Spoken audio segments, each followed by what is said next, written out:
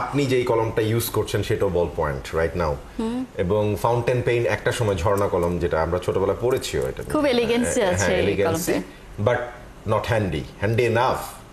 তো বল পয়েন্ট এবং ফাউন্টেনের মধ্যে দুইটা জিনিসের পার্থক্য, একটা হচ্ছে একটা হ্যান্ডি, যেটা যে কোনো সময় ইউজ করতে পারবেন, যেটা চলছে ট্রেন্ডি, আর ফাউন্টেন পেন আসলে শুধুমাত্র এখন ক্লাসিক যারা একদম একান্তই শৌখিন তারা ব্যবহার করেন।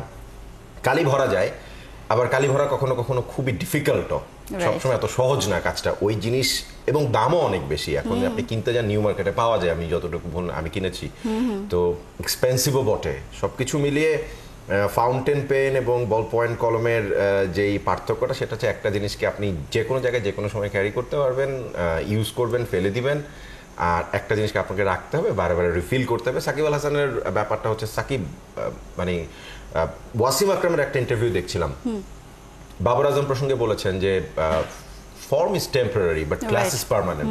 সো সাকিব আল হাসানের তো সেই ক্লাস, সেই এলিগেন্স সব সময় ছিল, এবং সাকিব আল হাসান, আমি রিপোর্টটা দেখছিলাম যে 10 ইনিংস পরে স্বীকৃত টি-20তে তিনি 50 করেছেন, 20 বলে 50 এবং 26 বলে 61, এটা 30 পেরোনো ইনিংসে তার সর্বোচ্চ স্ট্রাইক রেট, যেটা প্রায় 235-এর খুব কাছাকাছি, 234.61 সম্ভবত।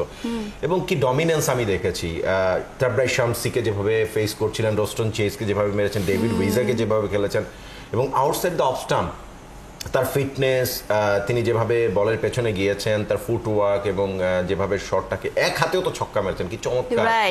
তো সবকিছু মিলিয়ে সাকিব আল হাসান তো এমনই। সাকিবের মানে আমাদের কাগজে কলমে সাকিবের বর্তমান বয়স দেখাচ্ছে 38, আমি আরেকটু প্লাস প্লাস ধরে নিলাম, এটা তো কালচারে পরেই 2-4 বছর এদিক সেদিক করা, এবং বিকেএসপিতে আরো কিছু এদিক সেদিক করা। আই থিঙ্ক যদি মানে ধরেন আমি সবকিছু মিলিয়ে 40 ক্রস করা সাকিব আল হাসান এখনো যে ফিটনেস, এবং উনি ফিটনেস নিয়ে যেভাবে কাজ করেছেন, খেলছেন তো পুরো গ্লোবালি, পুরো দুনিয়ার যে জায়গায় এখন টি-20 ক্রিকেট ফ্র্যাঞ্চাইজ লিগ চলছে, সেখানে সাকিব আল হাসানের ডাক পড়ছে, এরপরে কানাডাতে খেলতে যাবেন।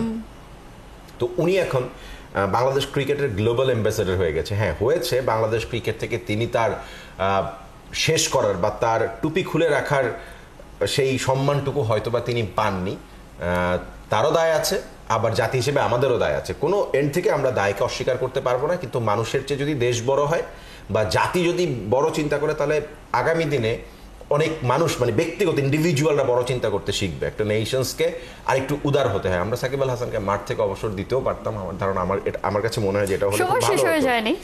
না, এখনো সময় শেষ হয়ে যায়নি, সময় আছে অনেক, অনেক কোথাকার পানি কোথায় গিয়ে গড়ায় সেটা বোঝা এত সহজ না। বাংলাদেশে সবকিছু খুব ডিফিকাল্ট।